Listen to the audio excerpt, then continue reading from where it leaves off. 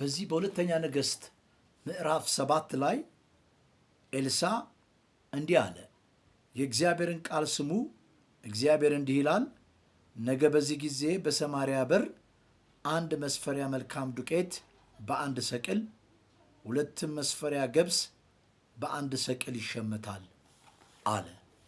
ነቢዩ ይህንን ቃል በሚናገርበት ጊዜ ነገ ሊያስበል የሚችል ነገር በሰማርያ ውስጥ አልነበረም።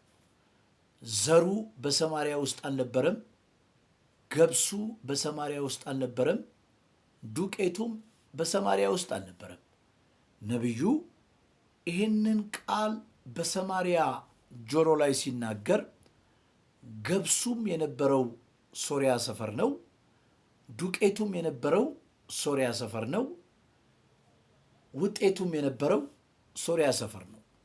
ሶርያውያን የራሳቸው ዘር ስለነበራቸው የራሳቸው ነገ አላቸው። ሶርያውያን የራሳቸው ገብስ ስለነበራቸው የራሳቸው ነገ አላቸው። ሶርያውያን የራሳቸው ዱቄት ስለነበራቸው የራሳቸው ነገ አላቸው። ሰማርያውያን ግን የራሳቸው ዘር ስለሌላቸው የራሳቸው ነገ የላቸውም። የራሳቸው ገብስ ስለሌላቸው የራሳቸው ነገ የላቸውም። የራሳቸው ዱቄት ስለሌላቸው የራሳቸው ነገ የላቸውም። ሶርያውያን የራሳቸው ብዙ ነገር ስላላቸው የራሳቸው ነገ አላቸው። ሰማርያውያን ግን የራሳቸው ምንም ነገር እንኳን ባይኖራቸው የእግዚአብሔር ነገ አላቸው። በዚህ ጊዜ ላካፍላችሁ የመጣሁት ሐሳብ ያለው ይሄ ነው።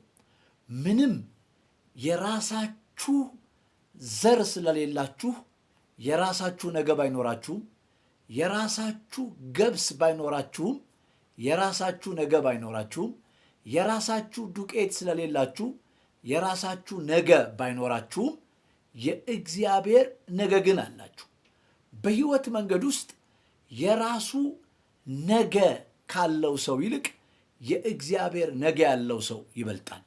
የራሳቸው ነገ የነበራቸው ሶርያውያን ገብሱን፣ ዱቄቱን፣ ልብሳቸውን ትተው እንደሸሹ የእግዚአብሔር ነገ የነበራቸው ግን ሰማርያውያን እግዚአብሔር ያዘጋጀላቸውን ነገር እንዳገኙ የራሱ ነገ ካለው ሰው ይልቅ የእግዚአብሔር ነገ ያለው ሰው ይበልጣል።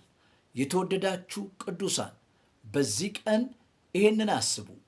ካላችሁበት ከተለያየ ሁኔታ የተነሳ ስለ ራሳችሁ ነገ ብላችሁ የምታስቡት ነገር እንኳን ባይኖራችሁም የእግዚአብሔር ነገ ግን አላችሁ።